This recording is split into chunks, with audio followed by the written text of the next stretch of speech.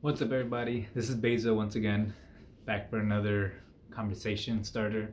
So, I'm today talking about metamorphoses, the great book written by Ovid himself, or Ovid, whatever you prefer. I grew up saying Ovid just because of the way it sounds with the English language. But in the Metamorphosis, this book right here, it's very interesting in how everything works out. So it's pretty much a timeline.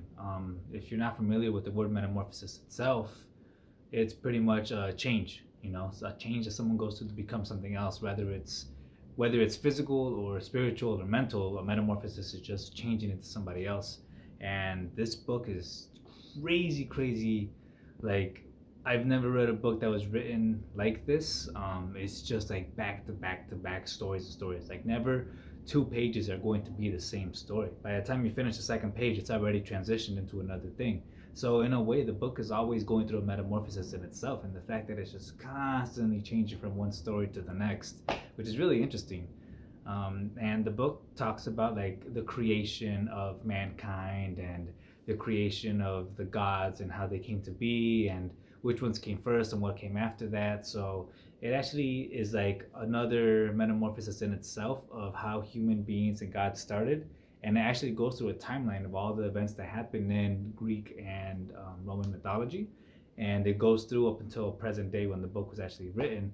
So you could actually see the timeline transition from the very beginning all the way to where the book is written. So that's another way that it's moving too. And within every one of those stories is somebody who went through a metamorphosis. Crazy enough, like you learn about the story of Arachne, you learn about Perseus, you learn about Hercules, Athena transforming other people, how Medusa came to be, and it's just a crazy, crazy story. I recommend it a lot. The only thing is, everything is in Roman mythology, so certain gods have different names. Like Hades is Pluto, um, Zeus is, I believe, Juno, or that's Hera. Hera is Juno, Zeus is Jupiter, and it just you gotta start memorizing certain kinds of those names. But you learn a lot about everything that they used to think about back then with Roman mythology and Greek mythology and all the gods. So if you're really interested in one of these books, as I was, I suggest you pick it up. You learn about how just the fields of Elysium. You learn about how they believed certain gods treated people if they didn't act right, and why they should, listen to all the gods, and just the power that they have. It's pretty interesting to see in your own way how the stories turn out to be, because there's different perspectives on each side. Like when they get transformed, you either think that's a right punishment or you think that's a wrong punishment, and they didn't deserve to have it be that way. So if you're interested in Greek mythology, I recommend you pick it up. I grabbed it after I read the Iliad and the Odyssey. I never read those books in high school, but I picked them up later on in life. And this one was a really good transition into learning all the other little details of the other books that just all sum it all together in one giant thing. So it's quickly become one of my favorites. I used to like the Odyssey as my favorite book, but this one, I don't know, it's kind of on par with that one.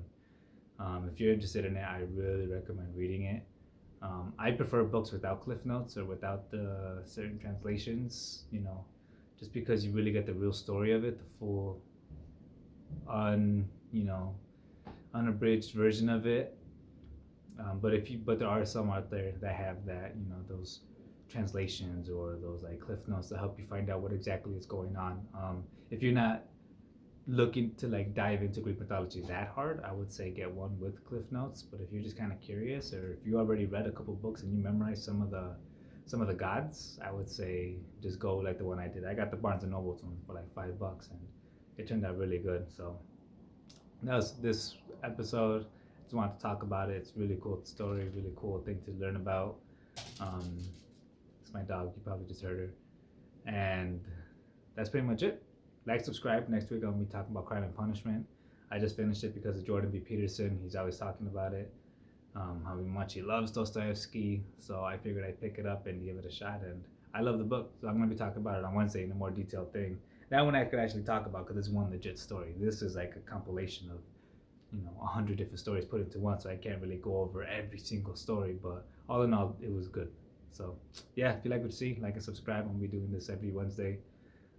Probably adding more videos here and there, but yeah, that's pretty much it. Thanks for watching.